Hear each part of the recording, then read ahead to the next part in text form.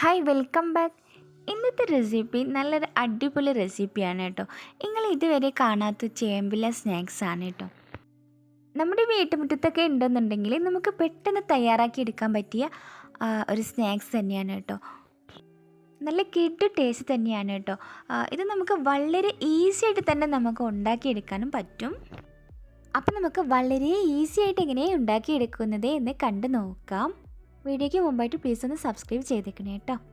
അതിന് വേണ്ടിയിട്ട് ഞാനിവിടെ ഒരു മിക്സിംഗ് ബൗൾ എടുത്തിട്ടുണ്ട്. ഇനി ഇതിലേക്ക് വേണ്ടത് 1/4 കപ്പ് കടലപ്പൊടിയാണ് കേട്ടോ. ഇനി ഇതിലോട്ട് വേണ്ടത് 2 ടേബിൾ സ്പൂൺ അരിപ്പൊടിയാണ് കേട്ടോ. ഇനി നമ്മൾക്ക് അതിലേക്കുള്ള എരിവിന് ആവശ്യത്തിന് വേണ്ടിയിട്ട് 1/2 ടീസ്പൂൺ മുളക് പൊടിയും 1/4 ടീസ്പൂൺ മഞ്ഞൾപ്പൊടിയും ആവശ്യത്തിനുള്ള ഉപ്പും ചേർത്ത് കൊടുക്കാം. എന്നിട്ട് നമുക്ക് നോർമൽ വെള്ളം കൊണ്ട് തന്നെ നന്നായിട്ടൊന്ന് കുഴച്ചെടുക്കണം. നല്ല സോഫ്റ്റായിട്ട് തന്നെ നമുക്കൊന്ന് കുഴച്ചെടുക്കാം. ഇതുപോലെ നന്നായിട്ടൊന്ന് കുഴച്ചെടുക്കണേ. ഇനി ഇതിൻ്റെ ഫില്ലിങ് നിറക്കാൻ വേണ്ടിയിട്ട് ചേമ്പിൽ നന്നായിട്ട് കഴുകി വൃത്തിയാക്കി വെച്ചിട്ടുണ്ട്. ഇനി ഇതിൻ്റെ വെള്ളമൊക്കെ നന്നായിട്ട് ഉണങ്ങിയതിന് ശേഷം നമുക്കിതിൻ്റെ ഫില്ലിങ് ഒന്ന് 1 ടീസ്പൂൺ ഇതിൽ വെച്ച് കൊടുക്കാം. വെള്ളത്തിൻ്റെ ഈർപ്പം നന്നായിട്ട് ഉണക്കിയെടുക്കണം. ഇല്ല എന്നുണ്ടെങ്കിൽ നമ്മൾ എണ്ണയിലോട്ട് ഇടുന്ന സമയത്ത് പൊട്ടിത്തെറിക്കും കേട്ടോ. ഇനി നമ്മളുടെ കൈവച്ച് തന്നെ എല്ലാ വശത്തേക്കും നന്നായിട്ടൊന്ന് നീക്കി കൊടുക്കുക. നല്ല കട്ടിക്ക് പുരട്ടണ്ട കേട്ടോ. അത്യാവശ്യത്തിന് കട്ടി കൂടെ വേണം. കൂടുതൽ കട്ടി ഉണ്ടായാൽ പൊരിക്കുന്ന സമയത്തൊരു ഒരു ടേസ്റ്റ് കുറവായിരിക്കും കേട്ടോ. പിന്നെ ഇതിൻ്റെ പുറകുവശത്തുള്ള കാമ്പ് കത്തി വെച്ചിട്ട് മെല്ലെ ഒന്ന് നീക്കി കളയണം കേട്ടോ. അപ്പോൾ ഇതുപോലെയാണ് കേട്ടോ നമ്മൾ ചെയ്തെടുക്കേണ്ടത്. ഇനി നമ്മൾക്ക് ഇതിൻ്റെ അടിഭാഗത്തായിട്ട് നമ്മൾ മെല്ലെ അങ്ങ് മടക്കി കൊടുക്കണം. ഇല ഒട്ടും തന്നെ കീറാണ്ട് നോക്കണം കേട്ടോ. ഒരുപാട് കട്ടിയിൽ ഇതിൻ്റെ ഫില്ലിങ് തേച്ച് പിടിപ്പിക്കുകയാണെന്നുണ്ടെങ്കിൽ പെട്ടെന്ന് ഇല കീറിപ്പോവും. ഇതിലോട്ട് 1 ടീസ്പൂൺ അല്ലെങ്കിൽ 1.5 ടീസ്പൂൺ വരെ മാത്രം മതിയാകും. ഇനി ഇതെല്ലാം ഇങ്ങനെ ചുരുട്ടിയതിന് ശേഷം നമ്മൾക്ക് ഓരോന്നായിട്ട് ഇതുപോലെ ഒരു നൈഫ് വെച്ചിട്ട് കട്ട് ചെയ്തെടുക്കാം. അങ്ങനെ മറ്റുള്ള ലീഫെല്ലാം ഞാൻ ഇതുപോലെ ചെയ്തെടുത്തിട്ടുണ്ട് കേട്ടോ. നല്ല അടിപൊളിയായിട്ട് തന്നെ കിട്ടിയിട്ടുണ്ട്. ഇതുപോലെയാണ് കിട്ടുക കേട്ടോ. കാണാനും നല്ലൊരു ഭംഗിയാണ്. അതുപോലെ തന്നെ ഫ്രൈ ചെയ്തെടുക്കുമ്പോഴും നല്ലൊരു ഭംഗിയാണ് കേട്ടോ.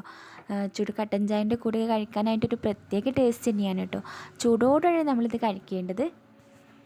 ഇനി കടലപ്പൊടി ഇല്ല എന്നുണ്ടെങ്കിൽ കടലപ്പരിപ്പ് പൊടിച്ചിട്ട് ഇങ്ങനെയും ചെയ്യാം കേട്ടോ. അങ്ങനെ മാവുണ്ടാക്കാം. അതും ഒരു പ്രത്യേക ടേസ്റ്റാണ്. അതുപോലെ തന്നെ അധികം തേങ്ങ അരപ്പും കൂടെ ചേർക്കുന്നുണ്ട് കേട്ടോ. നമ്മളിവിടെ ചേർത്തിട്ടില്ല. അത് ചേർക്കാതെ തന്നെ നല്ല അടിപൊളി ടേസ്റ്റാണ് കേട്ടോ.